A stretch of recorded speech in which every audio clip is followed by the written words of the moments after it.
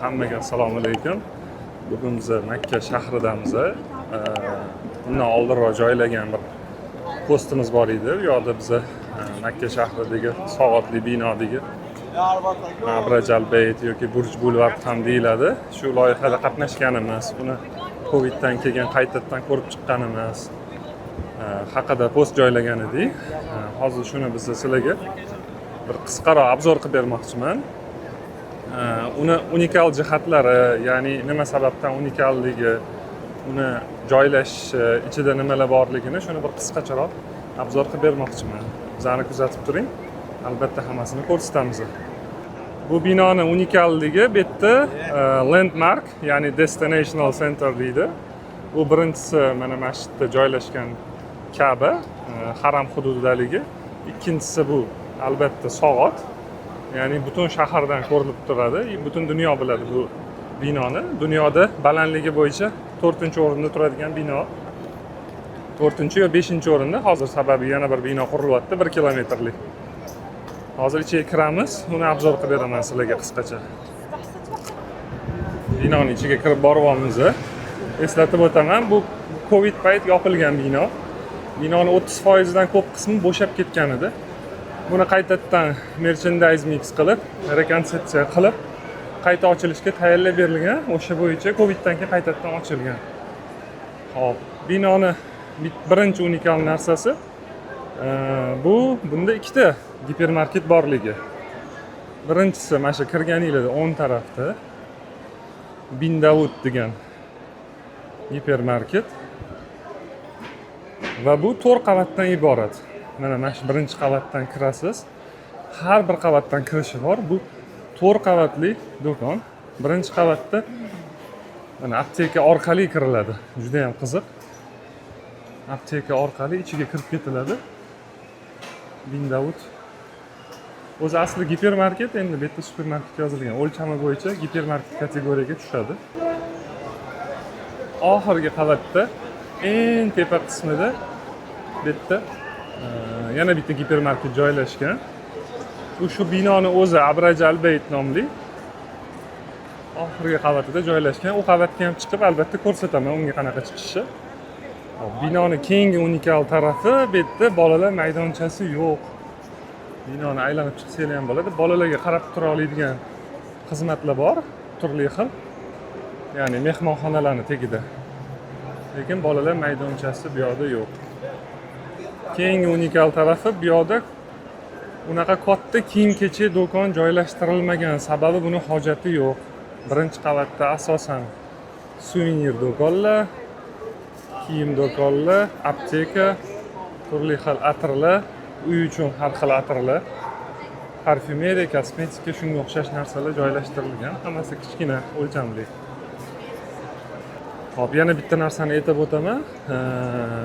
Kuniga bir kunda o'rtacha Ka'baga 500-550 ming odamgacha kelib Ka'bani ziyorat qiladi. Har xil maqsadda, endi umra, tavof, namoz uchun kelishadi. Endi tasavvur qiling, shu 550 ming, 500 ming odamni hech bo'lmasa 10% shu binoga kirsa, 50-55 ming odam kiradi. Har biri hech bo'lmaganda $10 dan ovqatlansa va $10 dan nimadir olsa, $20. Bu degani bu binoda bo'lmadi deganda $1 million оборот bor. Bu binoli do'konlarda. Bu yerda eslatib o'taman, 600 dan sal oshiqroq savdo nuqtasi bor. O'sha katta kichkinalarni hammasini hisobini olgan holatda. Keyin binoyimiz mix use hisoblanadi. Binoyimizning tepasida 5 ta mehmonxona bor. U har bir mehmonxonadan binoni ichiga savdo majmuasiga kirish bor. Ya'ni bu binolar savdo majmuasi orqali kirib ketsangiz ham bo'ladi, farqi yo'q. Yoki mehmonxonadan to'g'ri tushib ketsangiz ham bo'ladi, bu narsa kerak bo'lsa. Bu yana bitta unikal jihati. Yana bitta narsani aytib o'taman, buni menimcha hech kim bilmasa kerak. Biz hozir pastga o'sha -1, 0, 1, 2, 3-qavatlarga savdo markazini obzor qilyapman, lekin binoni teparoq qavatlarida yana bitta savdo markazi bor, u ochilmagan. Biz uni loyihalarini ham ko'rib chiqqanmiz. U ochilmagan, uni keyinroqqa ochishga qoldirishgan. Menimcha yaqin yillarda ochib qolishsa kerak. U yuqoriroq klassdagi lyuks brendlar bo'ladigan joyga mo'ljallashyapti shuni. Biz uning loyihasini ko'rganmiz. Food court qavatiga chiqdik, mana ko'rsanglar, 4 ta stulli joylarda ham ikkita turibdi, tortib olib ketib qolishgan sababi. Hop, biz hozir food courtning pastki qavatidamiz, mana. Shu tepadagi qismida yana bir qavat bor, ovqatlanadigan joylar. Va mana bu qavat. Boya biz mana asosiy kirishdan kirib keldik.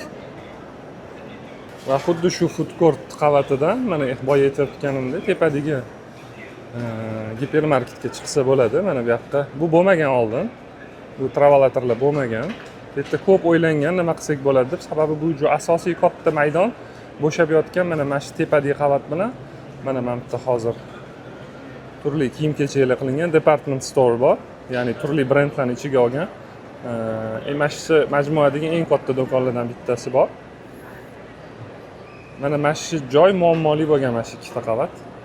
Hozir bu yoqda department store joylashtirilgan, ya'ni odamlarni patogini bu yoqqa chaqirish uchun.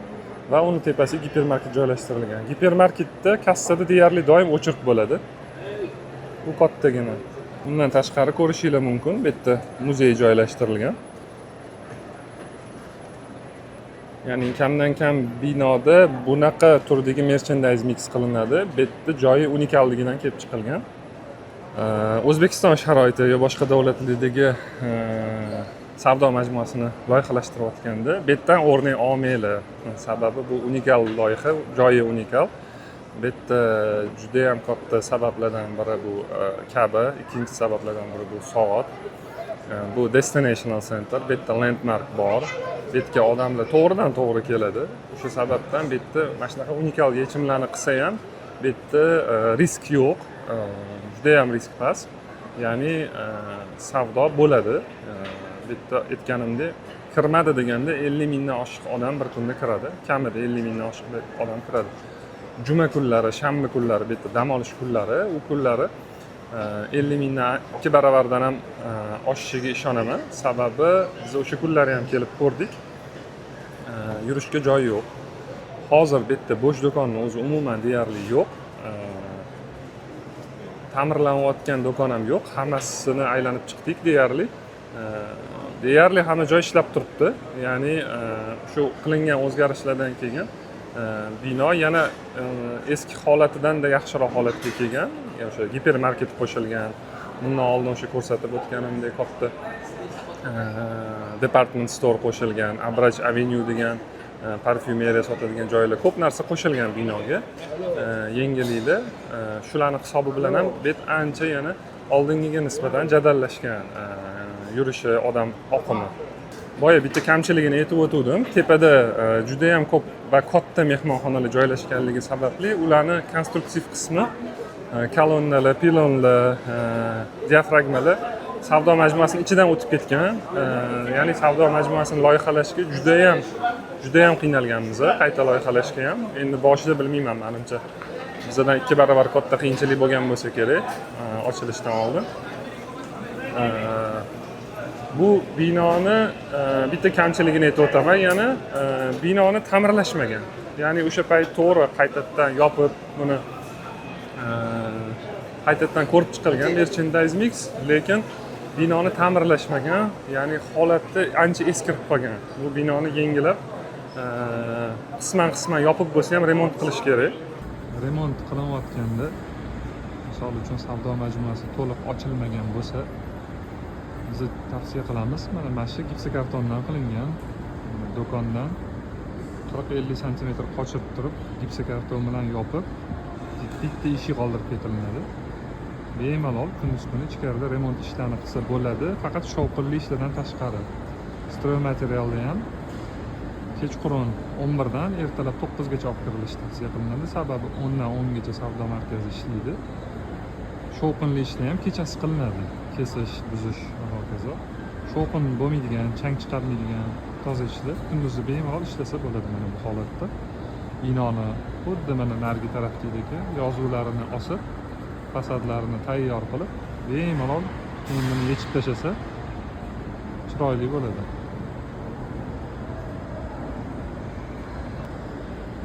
Avariya qochish yo'llari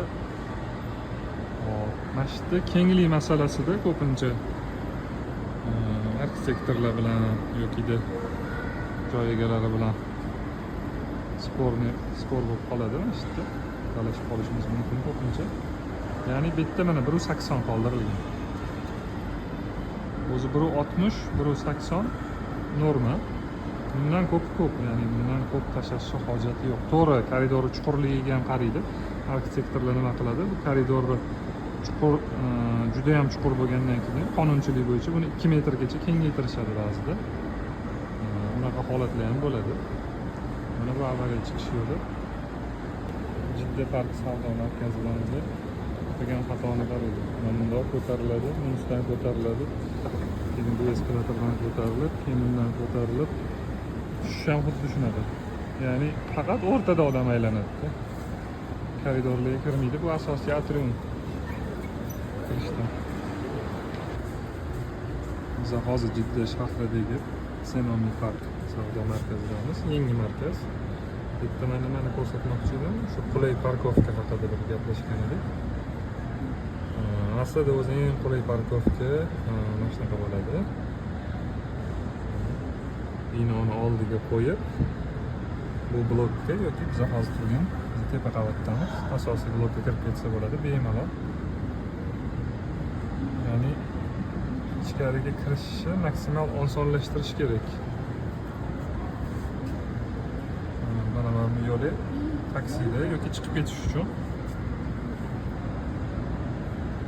parkovkani eng ideal holati mana shunaqa bo'ladi. Ya'ni savdo majmuasiga kirish uchun juda ham qulay bu. Mashinani qo'ydingiz, to'g'ri kirib ketdingiz. Agar yopiq parkovka bo'lsa ham imkon boricha to'g'ridan-to'g'ri kirib ketadigan qilish kerak.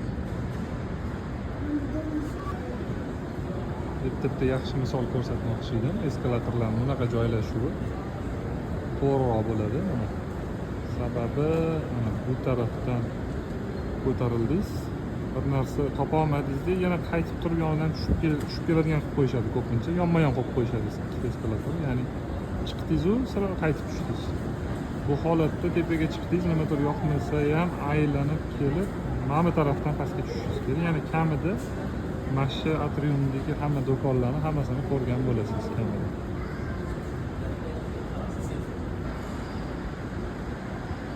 Holga kafil tanlayotganingizda savdo markazida eng zo'ri mana shunaqa yarim mat kafil tanlash yoki yarim yaltiroq desa ham bo'ladi. Ya'ni bu to'liq yaltiroq ham emas, to'liq matoviy ham emas.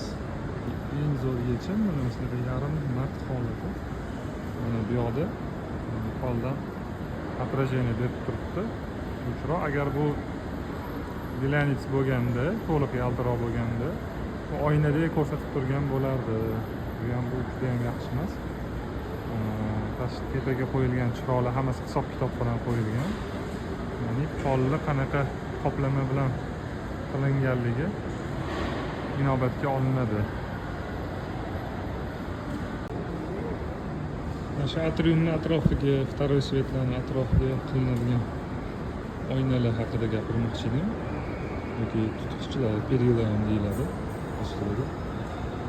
Shu narsani ko'p holatda oyna qilib, yana ustiga nakleyka qilib qo'yishadi, reklamaga sotib olishadi, puliga qiziqib. Lekin bu juda ham xato. Biz oldirib tashlaymiz. Agar binoga qilingan bo'lsa, yangi bino bo'lsa qildirtirmaymiz. Sababi mana qarang. Mana shu yerdan turimiz uzoq emas, bor yo'g'i 1 metr narida turimiz, 1,5 metr. Pastiga hamma do'kon ko'rinib turibdi. Agar mana bunaqa joyda kafeda o'tirsangiz ham ko'rinib turadi. Pastdan turib tepalik do'konga qarasangiz ham ko'rinib turadi. Hamma do'kon ko'rinib turibdi. Bu tripleksdan qilingan. Ya'ni bu yerda 2 qavat 1 santimetrdan oyna bo'ladi. O'rtasida maxsus yumshoq rezinasi bo'ladi. Bu kalyonniy oyna. Bu sinsa mayda-mayda bo'lib ketadi. Yerga sochilib ketmasligi uchun mana shu o'rtasida maxsus kleyga o'xshagan qoplamasi bo'ladi. Ikki tarafini ushlab turadi bu. Ikkalasi singan taqdirda ham buni ushlab turadi. Bu yerga tushmaydi, sochilib ketmaydi bu. Joyida turadi. Buni faqat mana shu qirrasiga urib sindirsa bo'ladi. Bu yog'iga ursa sinmaydi. Mana shu tarafdan faqat sindirsa bo'ladi.